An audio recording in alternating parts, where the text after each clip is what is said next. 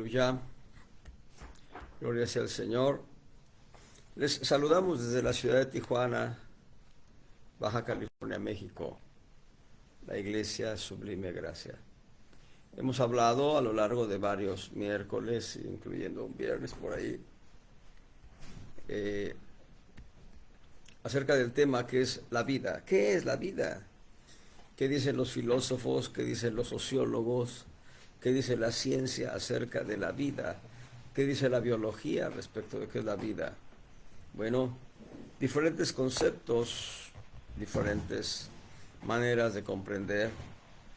Hay quienes incluso, sin ser científicos, afirman la vida como una expresión simplemente de placer. Para otros la vida es una forma de aprovechar y abusar de los demás.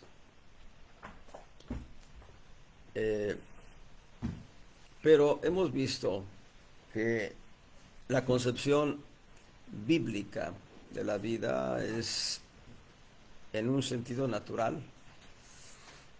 La vida es un suspiro, la vida es como la sombra que se va, la vida es como el día de ayer, la vida es como la hierba del campo. La vida, aunque fuese 2000 años, se acaba, la vida natural se acaba. Y Eclesiastés lo dice puntualmente: si una persona viviese 1000 años dos veces,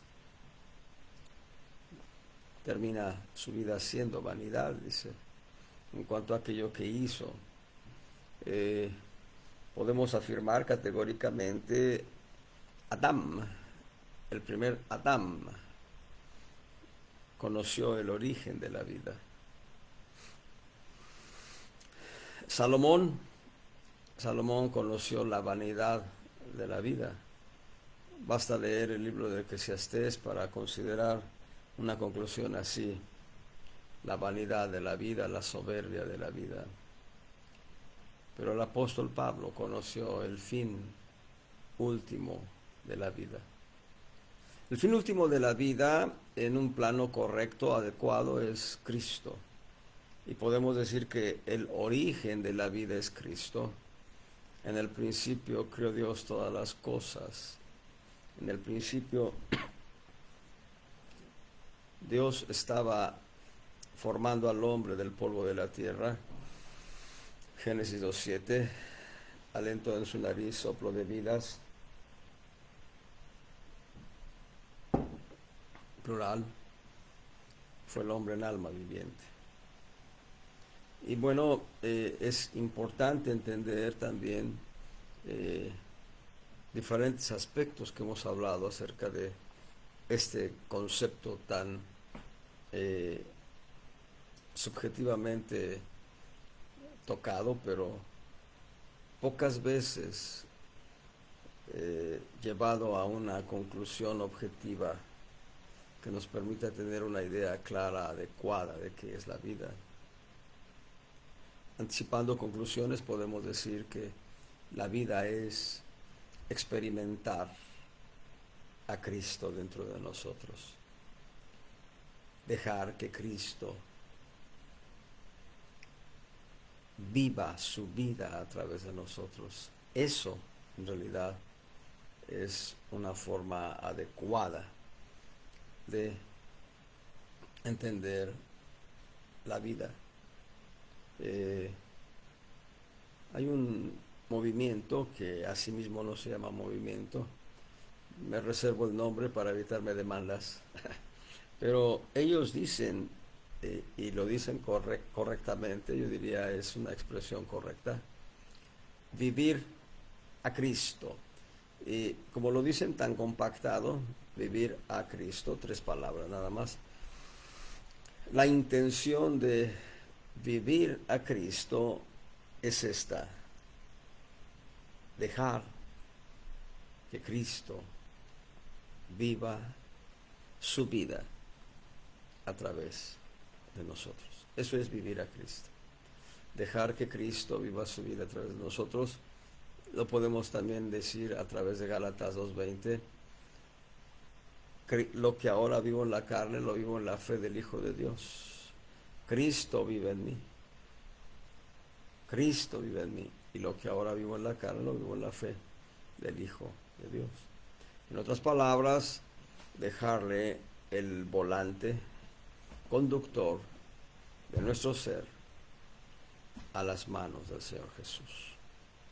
La semana pasada vimos todo un conjunto, en las 2 semanas pasadas, vimos todo un conjunto de principios que tienen que ver con este concepto de la vida. Hemos establecido que la vida es, por lo menos hay 3 concepciones de vida en hebreo y en griego. En hebreo, Caim, es la expresión de vida natural. En hebreo, la expresión de Nefesh es la expresión de vida del alma. Y Ruach, la expresión de la vida del espíritu. En griego, Bios es la expresión de la vida natural. Y Psique, la expresión de la vida del alma. Y Zoe, la expresión de la vida de un nivel mayor, la vida en el espíritu. Bendito sea el Señor. Y la semana pasada, las 2 semanas pasadas, vimos estos roles de la vida en la perspectiva de la biología. El apóstol Robert Yoin le pidió a un estudiante de biología que le enviara un cassette hace años. Para quienes son muy contemporáneos de este tiempo, no saben lo que es un cassette, la gente joven, la gente muy muy joven. Y bueno, sabemos que un cassette era una cinta magnética en la que se grababa la voz, música, se grababan documentos inclusive. Y a través de un cassette, este joven estudiante, no de biología, sino un joven estudiante de nivel preparatoria, diríamos, le mandó a Robert Ewing las 12 características básicas de todo tipo de vida. 12 características básicas de todo tipo de vida. Hay algunas circunstancias excepcionales o que requieren más que excepcional, requieren una explicación muy especial para poder entenderlo. Por ejemplo, el caso de los virus, les he mencionado lo que hace un virus. No tiene por sí mismo la capacidad de reproducirse. Lo que hace un virus es inyectarse en una célula viva, aprovechar todo el proceso de vida que tiene la célula, todo el proceso de vida, desde alimentación, aprovechamiento de la energía, la reproducción misma de la célula, todo. El virus se posiciona de la célula y al aprovechar toda la célula es como si el virus transformase a la célula, o como si el virus se transformase más bien en la célula, y entonces aprovecha, entre otros protocolos, el protocolo reproductivo de la célula. Se reproduce el virus dentro de la célula, y una vez que se ha reproducido, la célula ya no tiene más que dar al virus, la célula muere y los virus son esparcidos para invadir otras células y hacer daño.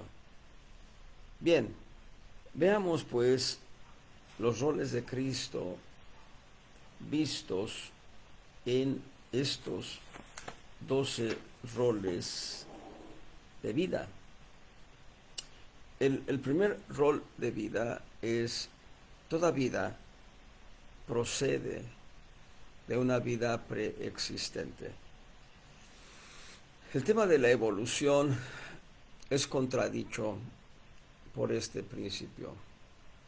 El tema de la evolución afirma que en este planeta Tierra se formaron un conjunto de sopas, de un conjunto de mezclas de diferentes elementos en el agua, ¿no?, que en su momento dieron lugar a la molécula de la vida.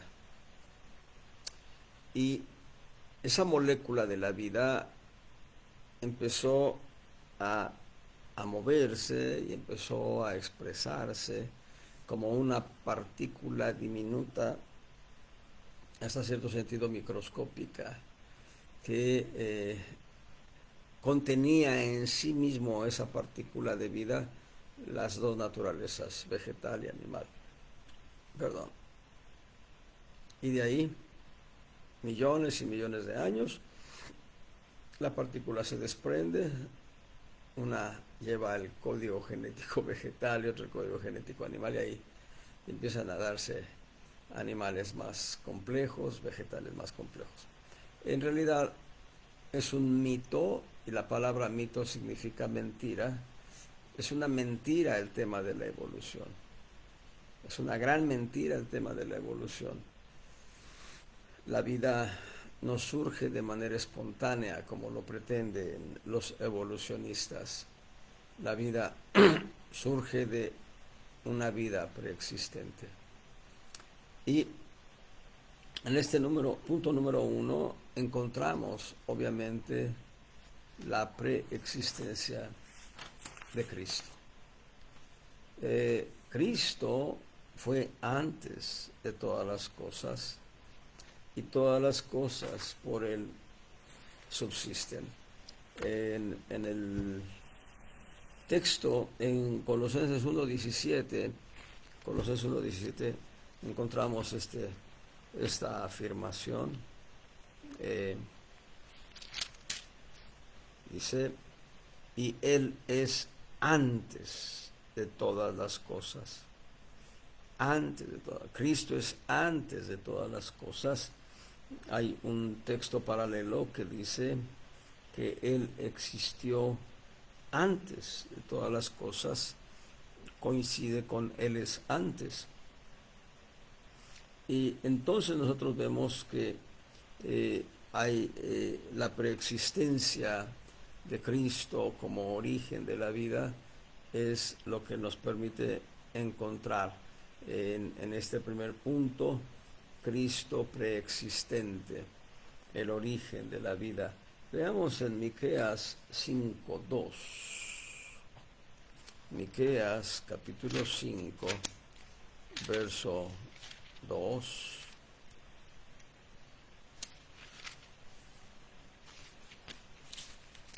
Dice el profeta Miqueas: mas tú, Betlehem Efrata, pequeña para ser en los millares de Judá, de ti me saldrá el que será Señor en Israel. Pero ahora vean, y sus salidas desde el principio, desde los días del siglo. Ahí la palabra siglo es traducido de esa manera, pero la palabra siglo como tal, aislada, en el original, la palabra original tiene una connotación de toda una época, que no necesariamente son 100 años. Es como un gran periodo en el cual no se puede contar el inicio ni el fin. Es lo que podemos llamar en un momento dado eternidad. Y esto es lo que nos da el primer punto. Toda vida procede de una vida preexistente. No hay como Cristo preexistente. En Daniel 3:25,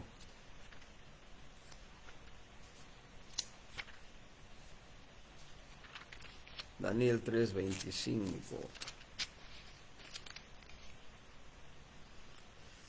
dice: respondió él y dijo, he aquí que yo veo 4 varones sueltos que se pasean en medio del fuego, y ningún daño hay en ellos, y el parecer del cuarto es semejante a hijo de los dioses. La experiencia de Sadrach, Mesach y Abednego, nombres babilónicos, en realidad los nombres que glorifican a Dios son Azarías, Ananías y Misael.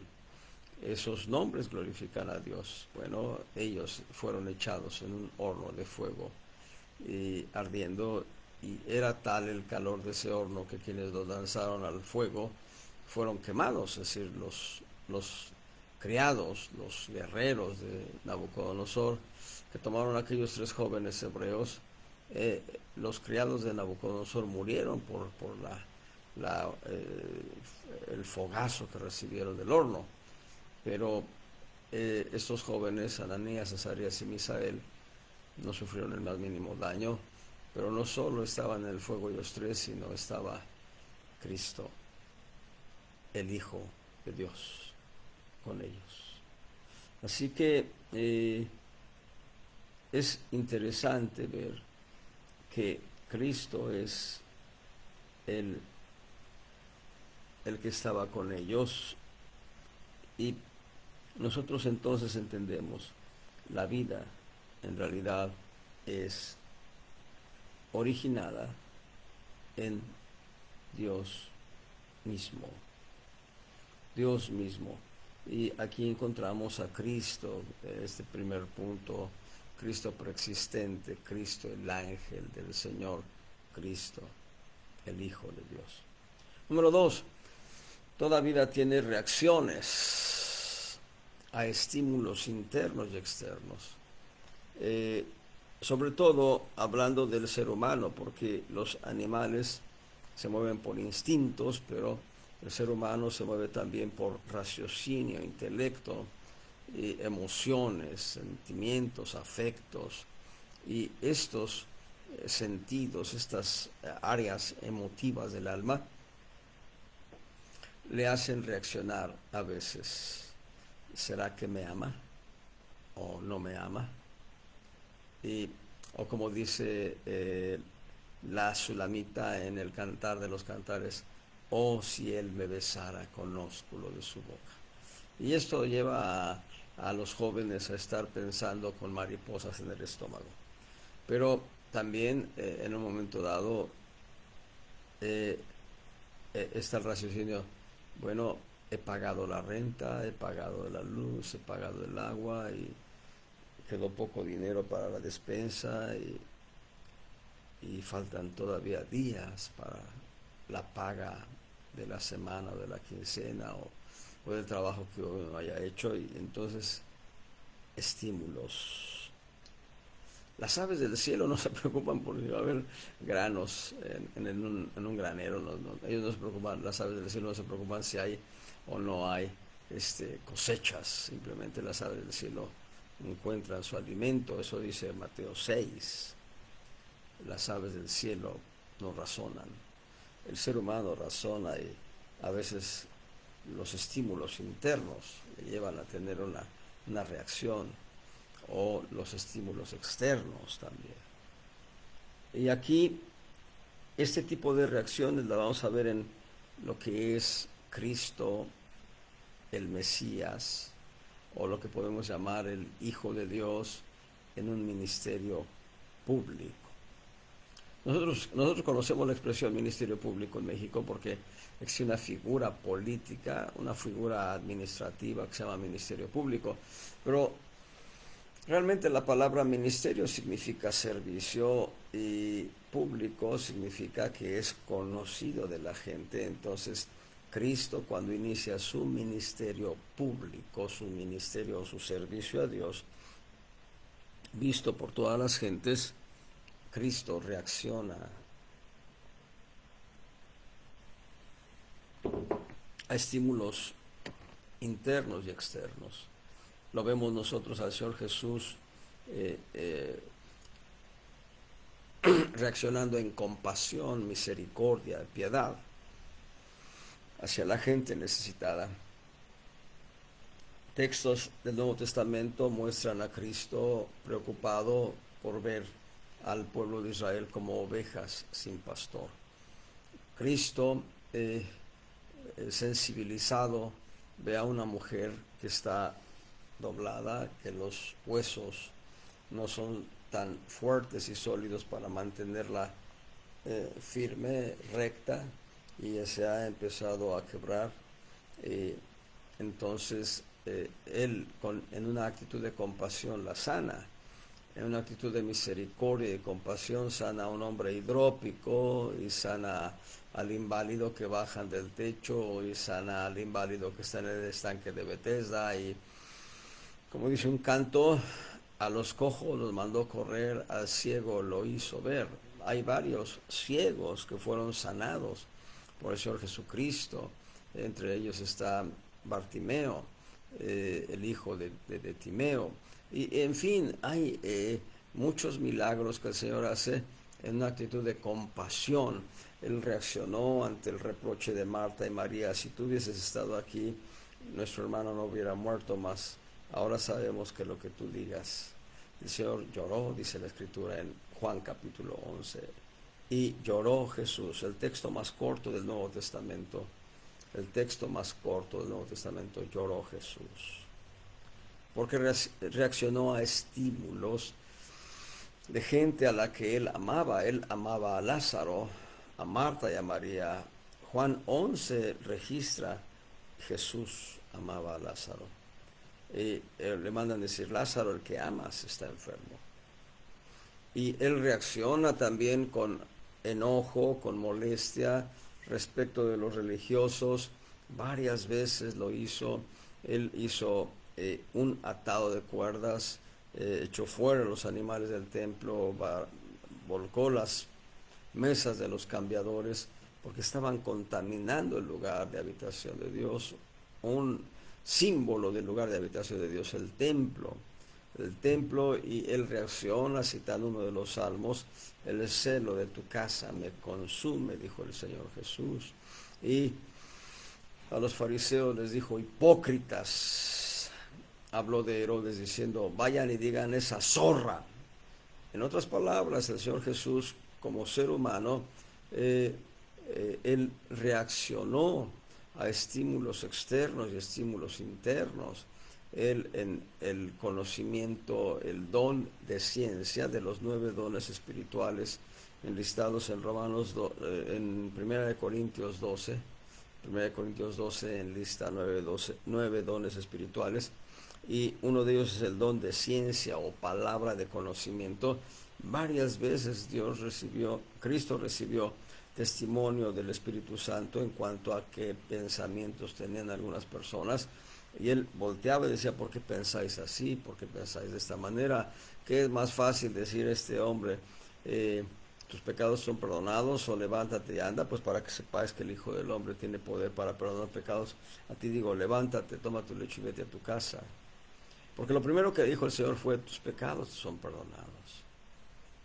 Y ellos querían ver, no sé, eran religiosos. La reacción del Señor Jesús: vemos al Cristo público. La palabra Cristo significa ungido. La palabra Mesías en hebreo significa ungido. Él es el ungido de Jehová.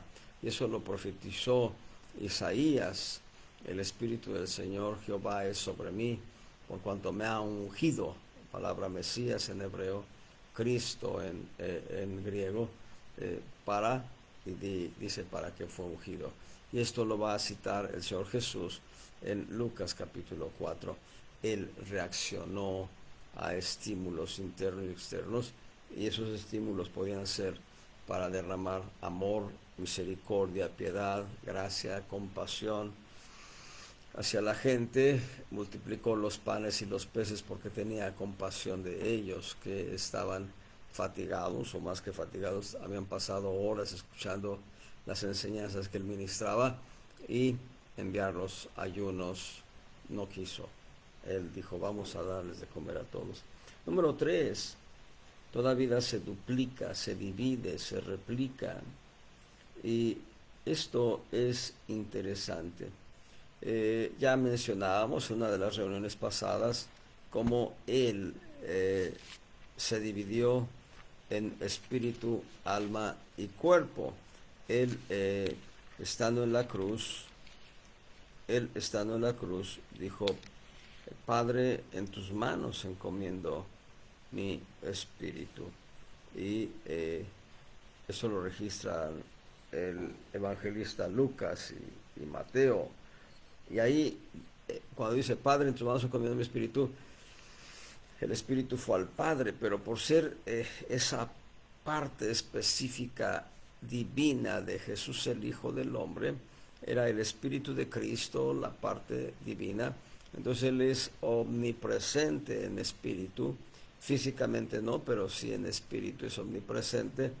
Así que fue al Padre y fue simultáneamente a los espíritus encarcelados en el seno de Abraham y a los espíritus encarcelados en el infierno. Hacia los espíritus encarcelados en el seno de Abraham, Él habló palabras de bendición, diciéndoles, ustedes creyeron en mí, ahora es el tiempo de su libertad. Y como dice el Salmo 68, citado por el apóstol Pablo en Efesios 4, llevó cautiva la cautividad. La cautividad era el seno de Abraham. Cuando Cristo le dice al ladrón de la cruz, perdón, hoy estarás conmigo en el paraíso, lo primero que fue es encontrarlo en el seno de Abraham. Y del seno de Abraham llevó a toda la cautividad o la cautividad vencedora. Los santos del Antiguo Testamento que alcanzaron mejor resurrección fueron llevados a la presencia de Dios el Padre. Y entonces el Espíritu de Cristo habló a los encarcelados en el seno de Abraham, ustedes creyeron en mí, pero se volteó hacia el Hades, hacia el Seol, y les dijo, ustedes no creyeron en mí, por eso sufren ese tormento. Y es la parte del Espíritu, pero el alma de Jesús fue llevada al infierno mismo, al Seol, al Hades. Eso lo dice el Salmo 16, verso 10, no dejarás mi alma en el Seol. Y lo está citando el apóstol Pedro en Hechos capítulo 2. De tal manera que el Espíritu fue al Padre y al seno de Abraham, pero el alma de Jesús fue al infierno para pagar el precio de nuestro rescate. Y a lo largo de 3 días y 3 noches comprimió nuestra eternidad. Y el cuerpo de Jesús fue a la tumba. Ahí está el primer principio de división, espíritu, alma y cuerpo. Pero vamos a ver un principio más de división o réplica. Ahí en Juan, capítulo 12, verso 24. Ya vimos el tema de la división de espíritu, alma y cuerpo, pero en Juan 12, 24 encontramos una afirmación categórica del Señor Jesús. De cierto os digo que si el grano de trigo no cae en la tierra y muere, él solo queda, pero si muere, mucho fruto lleva. Hermanos, perdón que a veces hablo de mis plantas y debiera hablar de otras cosas, pero lo hablo tratando de ubicar dentro de la doctrina que impartimos los testimonios. Muy puntualmente les digo, he rescatado algunos frijoles que se caen al piso y los he guardado, pero los frijoles ahí en donde están guardados pueden ser cocinados para comerse o pueden ser sembrados para reproducirse. Y les he mencionado, hay por lo menos unas 4 o 5 matas de jitomate en mi pequeño jardín, y esas matas de jitomate se dieron porque en cada caso hubo una semilla que germinó bajo la tierra. Esa semilla murió, se descompuso, pero esa semilla empezó a desglosar el código genético que habría de permitir la formación de un renuevo, y ese renuevo o pimpollo salir hacia fuera de la tierra, mientras que abajo en la tierra las raíces empezaban a desplegarse para tomar los nutrientes del suelo, para tomar los minerales y el agua que el suelo le provee. Pero aquel renuevo empezó a crecer y se hizo una vara. Esa vara echó diferentes ramas y entre esas ramas hubo flores. He podido distinguir ya en las plantas de jitomate las ramas que no van a dar fruto y las ramas que van a dar fruto. Ramas, no hablo de flores, hablo de ramas. Hay una rama específica que tiene cierto follaje que no va a dar flores, pero hay ramas muy específicas que van a dar flores. Las características son distintas una de la otra y entonces la flor va a germinar para convertirse en un fruto. Entonces eso es lo que está diciendo el Señor Jesús. El Señor Jesús es el grano de trigo sembrado en los cielos, cultivado en los cielos, lanzado con gran violencia a la tierra para ser cultivado. Él es el grano de trigo que tenía que morir para que con su muerte diese vida a todos los que hemos creído en él. Perdón, en eso consiste, este es lo que podemos llamar Cristo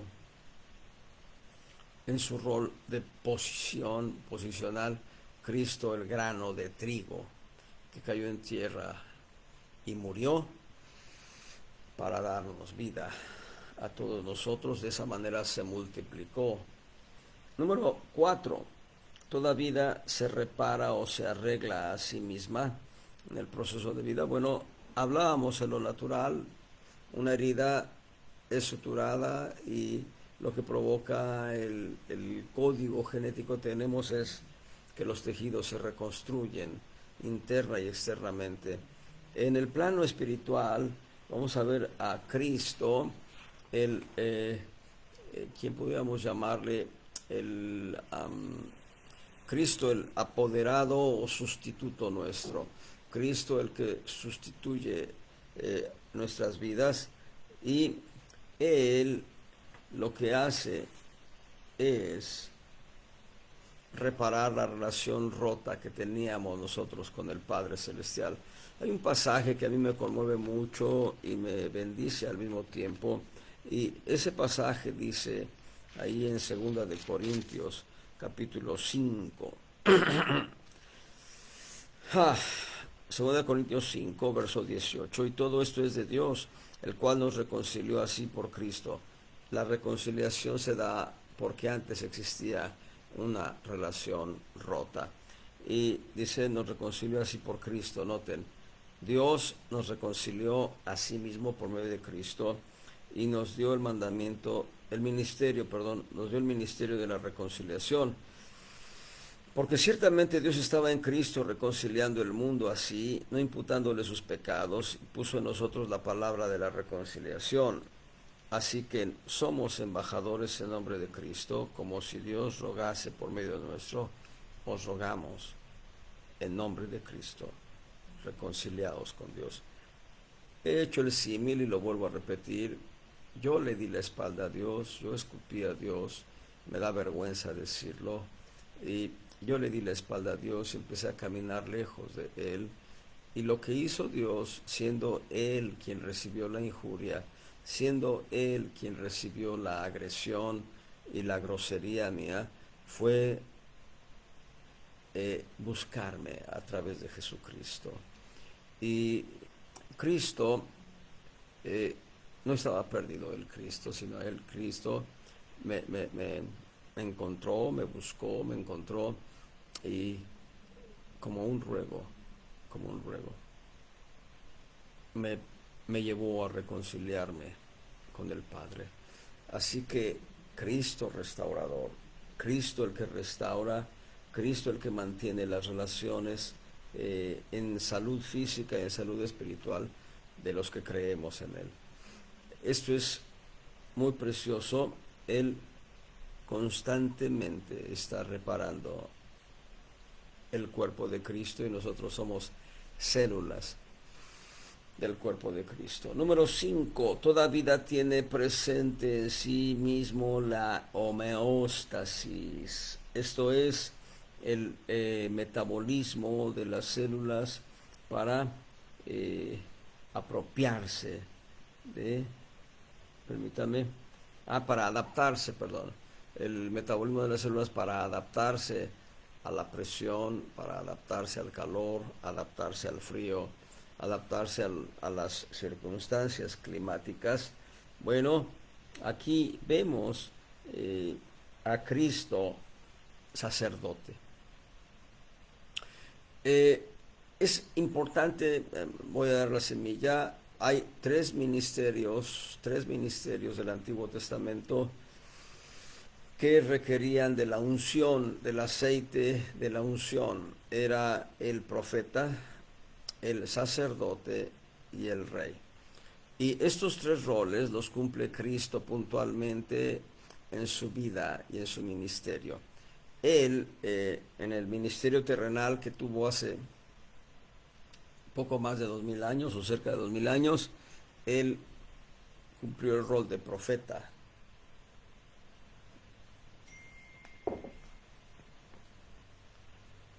Ahora, a partir de su muerte, sepultura y resurrección, es importante aquí sí incluir la muerte, porque él por el Espíritu Eterno ofreció el alma de Jesús a la manera de Levítico 16 como el macho cabrío cuya suerte era por Azazel, llevado al desierto. El alma de Jesús fue llevada al infierno. Así que él por el Espíritu Eterno cumple la función de sumo sacerdote. El alma de... estoy referenciando Levítico 16, por favor. Él como por el Espíritu Eterno cumple labor de sumo sacerdote. El alma de Jesús en el infierno es el macho cabrío por Azazel llevado al desierto, pero el macho cabrío por Jehová que fue degollado en el altar, después fue quemado fuera del real, ese macho cabrío prefigura el cuerpo de Jesús, el hombre. Por eso desde su muerte ya vemos el ministerio sacerdotal de Cristo. Un ministerio sacerdotal que no es levítico, no es el sacerdocio levítico, sino es el sacerdocio del Dios Altísimo según el orden de Melquisedec. Y no hay mucho tiempo para aprovecharlo. Espero en otra ocasión dar un estudio amplio y completo sobre lo que es el sacerdocio de Cristo según el orden de Melquisedec. Pero les doy la semilla. Melquisedec es un personaje del libro de Génesis, y Melquisedec solo se menciona 2 veces en el Antiguo Testamento, una en Génesis 14 y una más en el Salmo 110. No se vuelve a mencionar a Melquisedec. Fuera de Génesis 14 no se vuelve a mencionar a Melquisedec hasta el Salmo 110. Después del Salmo 110 no se vuelve a mencionar a Melquisedec hasta el Nuevo Pacto. Y Melquisedec, lean bien la Biblia, por favor. Melquisedec no se menciona desde Mateo hasta Filemón. Melquisedec se menciona en la epístola a los Hebreos y después en las epístolas universales y en el libro de Apocalipsis no se menciona Melquisedec. Es una situación muy extraordinaria. Solo se menciona en Génesis 14, en el Salmo 110 y en Hebreos. Pero la epístola de los Hebreos es muy elocuente porque da todo el sacerdocio de Cristo según el orden de Melquisedec y nos muestra un conjunto de principios gloriosísimos de este sacerdocio. El sacerdocio de Cristo empezó con la muerte de Jesús en la cruz, siendo el Espíritu de Cristo ofreciendo a Jesús en la cruz, el cuerpo de Jesús en la cruz y el alma de Jesús en el infierno. Pero con su resurrección, al levantarse de entre los muertos, el ministerio sacerdotal de Cristo continúa de una manera puntual, momento a momento. En el cielo no hay un tiempo cronos, en el cielo hay un tiempo pleno, hay un tiempo eterno, hay un tiempo en el que no se requiere de medir minuto a minuto, segundo a segundo, minuto a minuto, etcétera, etcétera. Nosotros vivimos sujetos al tiempo cronos. Bueno, desde el momento en el que Él se levanta de entre los muertos, Él inicia su ministerio sacerdotal hasta el día de hoy. Bendito sea Cristo. Y Él, en este ministerio sacerdotal está trabajando a fin de que los cambios socialmente ambientales que se generan en la historia del ser humano no afecten a la iglesia. Podemos ver un proceso evolutivo de una manera sencilla o una semilla en los capítulos 2 y 3 de Apocalipsis, donde hay un mensaje específico a 7 iglesias de Asia. Ese mensaje específico a 7 iglesias de Asia, he escuchado a un maestro de la palabra y a un apóstol decir lo siguiente. Voy a glosar las afirmaciones que dan los dos. Número 1, el mensaje a las 7 iglesias de Asia que están en esos dos capítulos de Apocalipsis es un mensaje real y auténtico a esas 7 iglesias, pero es al mismo tiempo un mensaje que habla a las iglesias o a la iglesia de Cristo en 7 diferentes etapas históricas que se dan desde Efeso hasta el día de hoy en la Odisea. Pero además de ser 7 etapas históricas de la iglesia, nosotros podemos ver también que existen regiones donde algunas iglesias están viviendo a la manera de Esmirna o de Tiatira, y otras iglesias están viviendo a la manera de Filadelfia o de Efeso, de otros lugares, en fin. Y esto es importante,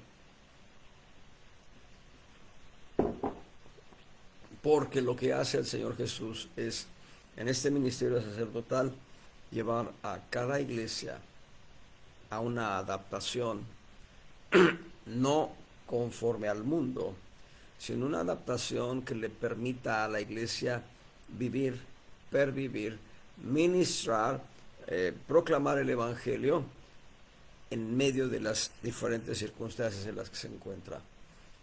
Así encontramos mártires de Jesucristo en toda la historia de la humanidad, pero también encontramos iglesias que crecen en un ambiente de paz y de reposo, y esto lo hace el rol sacerdotal de Cristo. Número 6.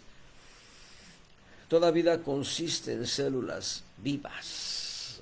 Cristo, en su forma personal de ser, va a darnos la salud a cada célula.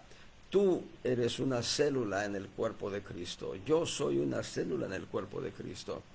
Cada creyente tiene en sí mismo el carácter de célula en el cuerpo de Cristo. Y también lo he dicho recientemente, cada célula, cada uno de nosotros tiene todo el código genético para que se reproduzca una iglesia local en un lugar donde no hay evangelio, donde no hay iglesia. Aunque en el plan de Dios lo que hace el Señor es ministrar a través de la unión y comunión de diferentes células para el crecimiento de su cuerpo, el cuerpo de Cristo. Bendito sea el Señor. Así que este es el Cristo personal que le da a cada célula todas las cualidades de reproducir el plan de Dios en sus vidas. Y número 7, toda vida tiene crecimiento o desarrollo.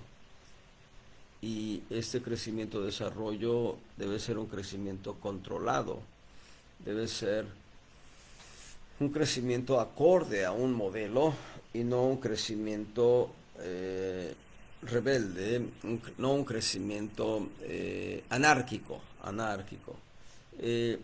Este crecimiento también se da en razón de la energía que requiere la célula para poder vivir, para poder realizar el propósito que tiene en su código genético. Bueno, Cristo personalizado, Cristo personal, es, además de ser la semilla que murió para darnos vida a nosotros como semillas, Él es la misma semilla de vida dentro de nosotros, la misma semilla de vida que nos da a nosotros a través del nuevo nacimiento. Y esa semilla ha de germinar en nosotros para darnos crecimiento. Hay dos palabras puntuales, dos textos puntuales más bien, que tienen el mismo mensaje, y ahorita mismo se los doy.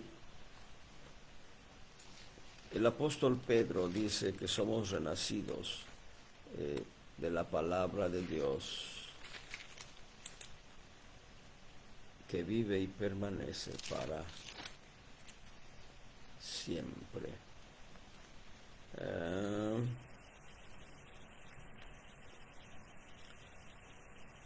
Bien, déjenme. Está en Primera de Pedro, capítulo 1, verso 23. Gracias, Dios. Dice el apóstol Pedro: siendo renacidos, no de simiente corruptible, sino de incorruptible, por la palabra de Dios, que vive y permanece para siempre. Aquí tienen algo muy importante. Hemos sido renacidos por la palabra de Dios, palabra viva y eficaz. Y un texto parecido va a darnos Santiago en su epístola. Y nosotros recibimos la semilla que es Cristo en nuestro ser, en nuestro espíritu humano, pero también en el alma. Nuestra alma es como una tierra de riego, como un lugar donde el agua fluye para que las semillas germinen y den fruto.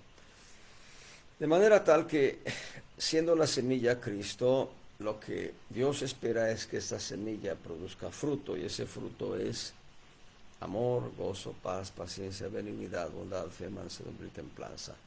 9 expresiones del fruto del Espíritu de Cristo. Fruto del Espíritu de Cristo, no del Espíritu Santo. Porque la semilla que fue sembrada en nosotros es Cristo. Bueno, he mencionado las matas de jitomate, y puedo decirles que también hay papas por ahí que debo ir a sacar de la tierra. Pero si yo tomo una porción de papa y la siembro en la tierra, lo único que puedo esperar es que surgan papas, o que se generen las papas abajo, los tubérculos abajo de la tierra.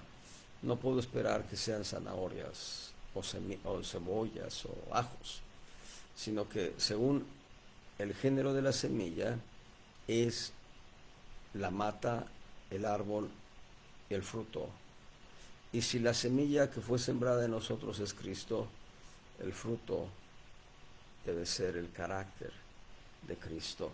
Esto es lo que hace precisamente que nosotros crezcamos, y crezcamos en el carácter de Cristo. Ahora, si alguien crece de manera irregular, de manera anárquica, y la palabra anárquica es más aplicable que irregular, lo que va a suceder es que el juicio del cáncer vendrá sobre esa célula. Las células no deben crecer por encima del código genético que recibieron.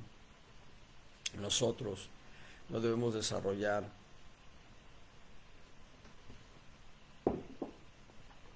no debemos dar lugar a que se desarrollen en nosotros experiencias de rebelión, y lo digo con tristeza y verdadero lamento, escuchar a alguien que dice: yo estoy bien, todos los demás están mal. Cuando la gente, los demás, le dicen: estás en adulterio, él se voltea y dice: yo estoy bien, los demás están mal. O aquel que se voltea y dice: bueno, sí cometí adulterio, sí pequé, pero ninguno de ustedes tiene la capacidad de juzgarme. Yo espero verme con el juez. Yo diría: es verdad, nosotros no estamos para juzgar en un sentido literal de la palabra, pero sí estamos para aplicar la palabra en cuanto a lo que el Señor dice, que llamándose hermanos, estén en adulterio, dice, con los tales ni aun comáis. Y ahí no estamos aplicando ningún juicio, solamente estamos obedeciendo la palabra, pero cuando alguien dice, yo espero ver al juez, yo digo, mejor yo espero ver al Cristo de gracia y de bondad. En fin, debemos crecer en el carácter de Cristo, no debemos crecer en rebelión, en vanidad, en soberbia, en vanagloria, no debemos crecer en desobediencia, no, debemos crecer en el carácter de Cristo. Número 8, toda vida tiene energía. Sin esta energía no puede existir. La vida se desvanece sin la energía.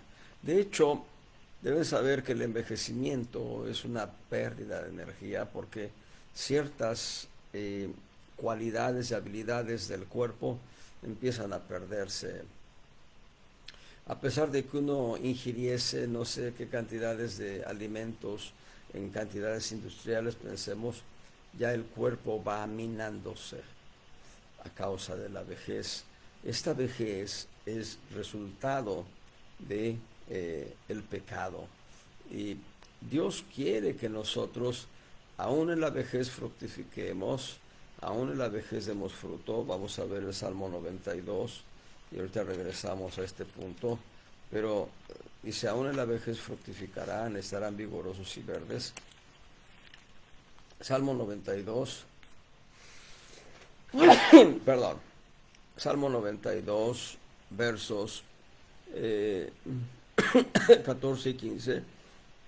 Aún la vejez fructificarán, estarán vigorosos y verdes para anunciar que Jehová mi fortaleza es recto y en él no hay injusticia. Dios quiere que aún en la vejez fructifiquemos, pero eso no impide que nuestro cuerpo físico se vaya minando poco a poco. Sin embargo, en el plano espiritual, lo que hace el Espíritu Santo representa a Cristo. El Espíritu Santo es el auténtico vicario de Cristo en esta tierra. Hay por ahí un falso profeta que usurpa este lugar y que se hace llamar el vicario del Hijo de Dios. Es un falso profeta ese. No, el Espíritu Santo es el auténtico vicario de Cristo. El Espíritu Santo es el auténtico vicario del Hijo de Dios. Y lo que hace el Espíritu Santo es producir en nosotros el querer como el hacer por su buena voluntad. El Espíritu Santo es fuente de energía. El Espíritu Santo es fuente de poder. Es lo que podemos llamar poder de lo alto a nuestra disposición. Hay 7 palabras griegas que definen poder. Y una de ellas es esta. Hechos capítulo 1, verso 8. Pero recibiréis la virtud del Espíritu Santo que vendrá sobre vosotros. Esa palabra virtud en el texto original es dinamis, se escribe dunamis, así se escribe dunamis, D-U-N-A-M-I-S,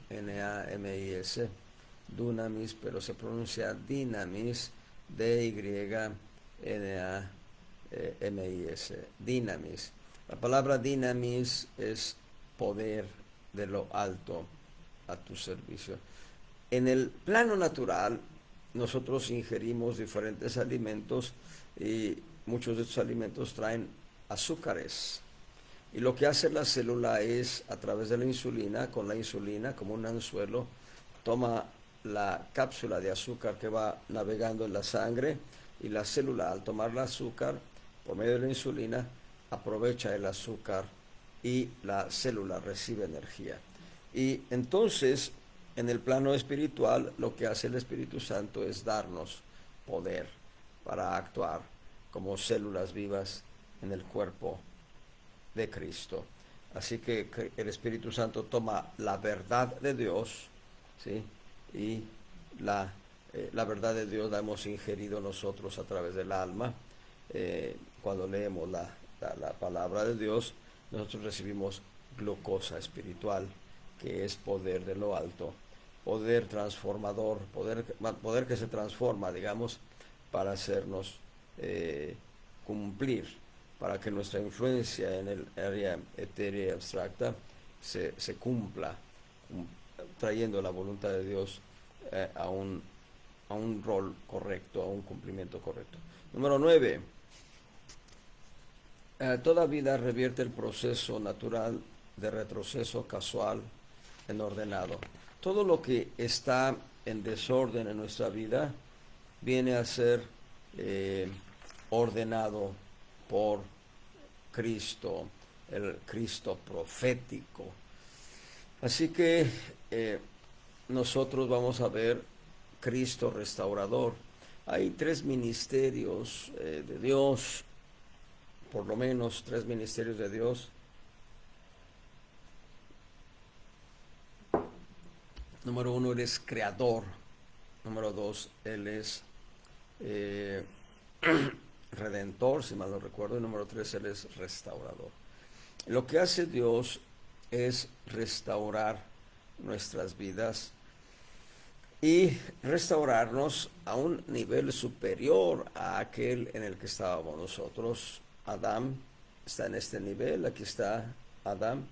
Adán cae en pecado, se muere, es muerto. Eva y Adán mueren por causa de desobediencia. Y junto con esa desobediencia nos arrastran a todos los seres humanos. No culpo a Adán, yo era pecador, yo era desobediente, así que no culpo a Adán. Pero bueno, ahí están ellos. Ese era su nivel. Cuando Cristo viene y nos redime, no nos eleva al nivel de Adán. Cristo viene, nos redime, nos eleva al nivel de Dios, un nivel más alto. Gloria sea al Señor. Y esto es restauración divina, restauración de lo alto. Esto lo hace Cristo resucitado. Él es el principio básico de nuestra restauración. Dios no se contentó con que nosotros llegásemos a un nivel semejante al de Adán antes de pecar. Dios quiso darnos su justicia total y plena para hacernos y llamarnos hijos de Dios. Hoy somos hijos de Dios. Y hay 7 principios de resurrección en 1 Corintios 15. Creo que los mencioné la semana pasada. Y habrá una oportunidad en que hagamos un estudio sobre ello, desde la semilla que muere pero que se levanta para dar un fruto, y un fruto abundante, hasta la corrupción desvanecida por la incorrupción del cuerpo natural o el cuerpo animal para ser transformado en un cuerpo espiritual, cuerpo terreno para ser un cuerpo del cielo celeste, etcétera, etcétera. Y esto es lo que hace la restauración. Número 10.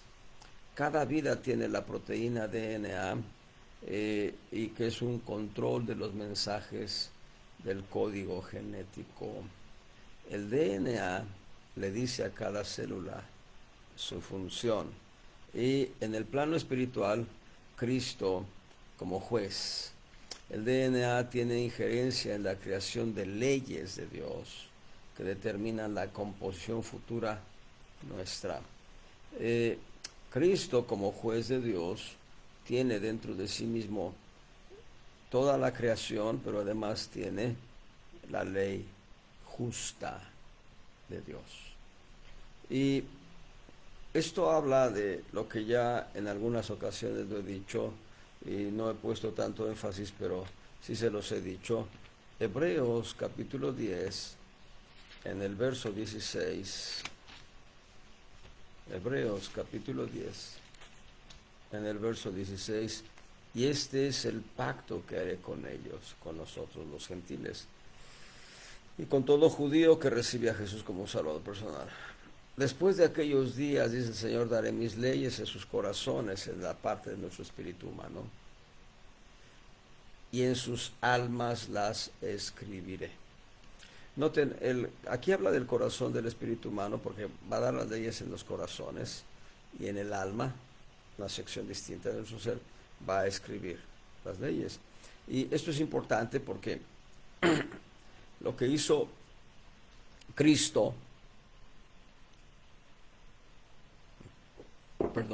lo que hizo Cristo el día que nosotros aceptamos la salvación que Él nos provee, lo que hizo Cristo fue entrar hasta nuestro espíritu humano y vivificarlo, darle vida. Pero entró con sus leyes bajo el brazo. Cristo entró con sus leyes. ¿Y cuáles son las leyes de Cristo? Ese es algo que también hemos ya mencionado y otra ocasión también la tenemos que hablar de una manera más detallada.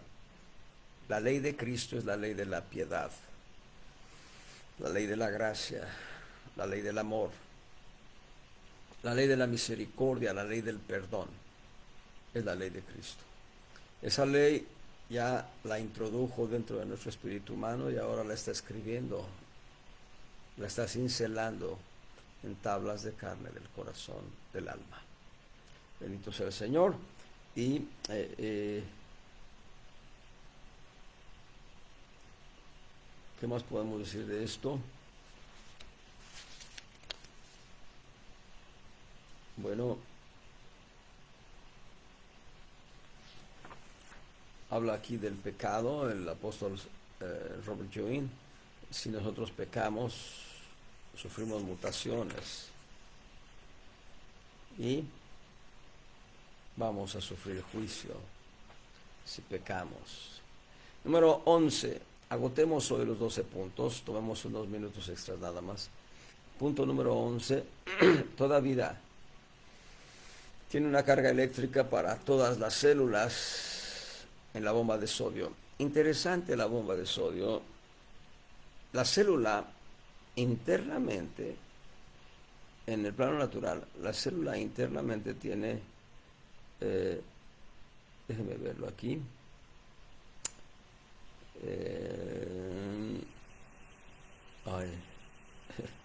sí, internamente la célula tiene sodio,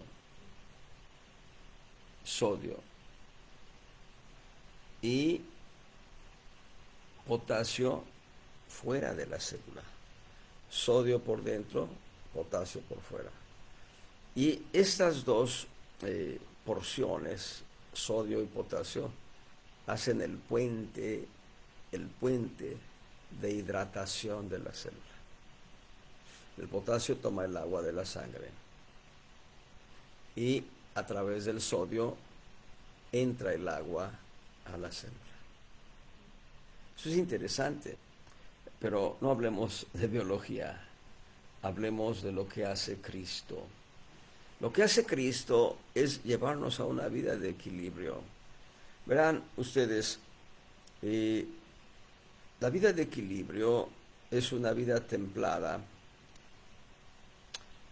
La vida de equilibrio es, como lo dice el fruto del Espíritu, es templanza. Templanza, para que tengamos una idea de lo que es la templanza, es vida en equilibrio, es dominio propio.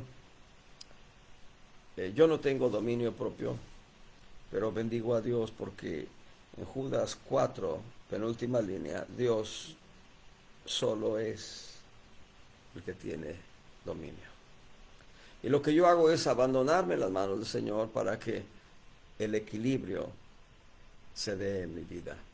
Una vida templada, una vida sobria, una vida de justo equilibrio. El apóstol Pablo escribe a Tito y dice una palabra muy fuerte ahí en la epístola a Tito. Dice Tito capítulo 2, verso 1 y 2. Pero tú habla lo que conviene a la sana doctrina, que los viejos sean templados, graves, prudentes. ¿Cómo van a ser templados, graves y prudentes? Sanos en la fe, sanos en la caridad, sanos en la paciencia, sinónimo de esperanza. Y la palabra templado tiene que ver con vida en equilibrio, vida de dominio propio, vida sobria. Y lo que hace Cristo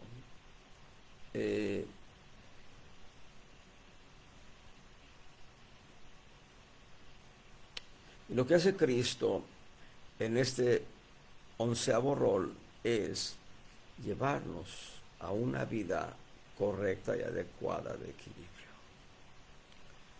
Leía una pequeña historia. Una mujer sube al autobús, lleva a un niño y una niña. La niña se sienta a la ventanilla y el niño empieza a patalear y decir, no, yo quiero ir a la ventanilla. La mamá le dice, bueno, la última vez viajaste en la ventanilla, ahora le toca a ella. No, no, no. Y es el berrinche, empieza a llorar y ya. Mueve a la niña, muévete. Y bueno, la niña se tiene que mover y el niño va a la ventanilla. Y luego la señora saca y le da una golosina a cada niño y el niño dice, yo quiero la golosina que tiene ella. Y después de llorar y patalear, le quitan la golosina a la niña y se la dan al niño. Y saca 2 revistas idénticas y yo quiero la revista que... Y eso habla, y le da la revista de la niña, ¿no? Eso habla de una vida de desequilibrio. Y lo que hace Cristo es, lo que hace Dios, yo diría, nuestro Padre Celestial. Cuando tú haces el berrinche, te tiras al piso y empiezas a patalear para que Dios cumpla algo que te has propuesto tú. Dios lo que hace es sacar una vara y empezar a azotar para que aprendamos a vivir una vida de equilibrio. Entonces el Señor, vida en equilibrio, les doy un texto más, Tito capítulo 2, versos 11 y 12. Es un texto de equilibrio. Tito 2, 11 y 12, porque la gracia de Dios que trae salvación a todos los hombres se manifestó, la gracia se manifestó, enseñándonos que, renunciando a la impiedad y a los deseos mundanos, vivamos en este tiempo templada, justa y piamente, vida de equilibrio, dominio propio. Hermanos, cuán importante es tener una vida de dominio propio, de vida de equilibrio, y eso lo hace Cristo en nosotros. Cristo es la bomba de sodio y potasio en un plano espiritual que nos lleva a tener una vida correcta de equilibrio, a no juzgar a los demás, sino a juzgarnos a nosotros mismos, a no condenar a los demás, sino a considerar nuestra vida delante del Señor. Y dice ahí en 2 de Timoteo 1:7, a ver, dice, porque no nos ha dado Dios el espíritu de temor o miedo, phobos, aquí es phobos, miedo, sino el de fortaleza y de amor y de templanza. Dios ya nos ha dado una vida de equilibrio. Nosotros decidimos entre dejar que esa vida de equilibrio suceda a través de nosotros o esperar que Dios traiga disciplina a nuestras vidas. Número 12, toda vida tiene enzimas digestivas y estas enzimas son sustancias orgánicas provenientes de células vivas para provocar ciertos cambios químicos a fin de que uno pueda asimilar lo que come en el plano físico, plano natural. En el plano espiritual, Cristo es el Rey triunfante. En Apocalipsis 19, 11 y 12 vemos a Cristo poderoso. Ya no viene sobre un asno, no viene sobre un pollino de asno, un borrico. Él viene sobre un caballo. Y vi el cielo abierto y he aquí un caballo blanco. Estoy en Apocalipsis 19, 11. Y el que estaba sentado sobre el caballo era llamado Fiel y Verdadero, el cual con justicia juzga y pelea. Y sus ojos eran como llama de fuego, y había en su cabeza muchas diademas. Tenía un nombre escrito que ninguno entendía, sino él mismo. Es Cristo, el Verbo de Dios. Cristo viene a conquistar y a levantar su reino terrenal. Ha habido luchas desde el origen de la tierra, ha habido luchas Con la muerte, sepultura y resurrección de Cristo, la iglesia ha enfrentado infinidad de conflictos, luchas, problemas.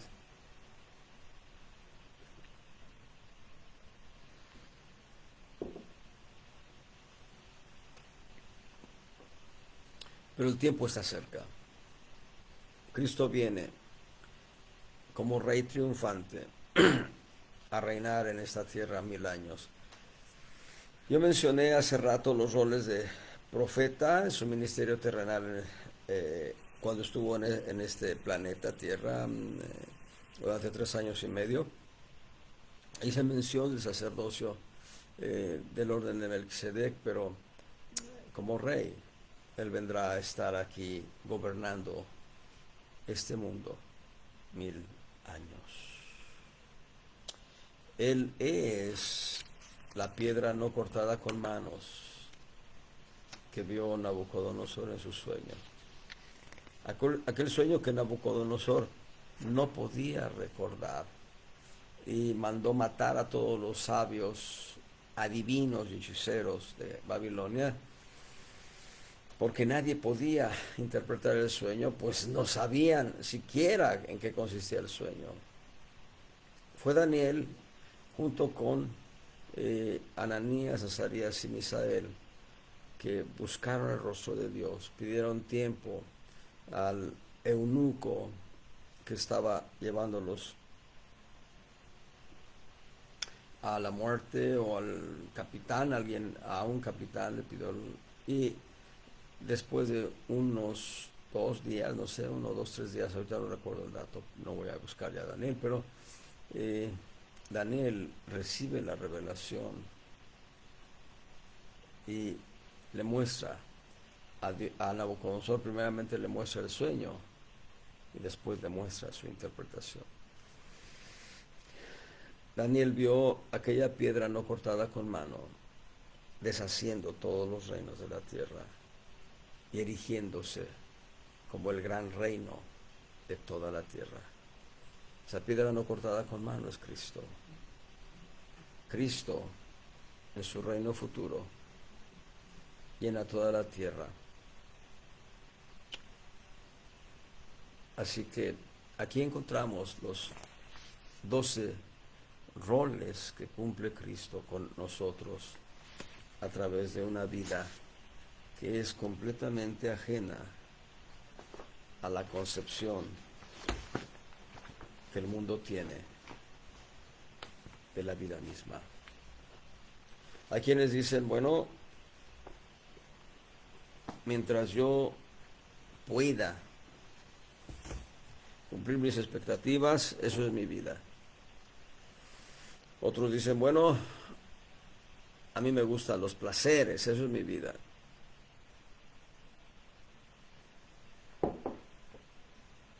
Los negocios, la política. A mí, Santiago González Pérez, me gusta lo que Cristo ofrece por gracia y solo por gracia. Y yo deseo esta vida, la vida de Cristo. Dios les bendiga.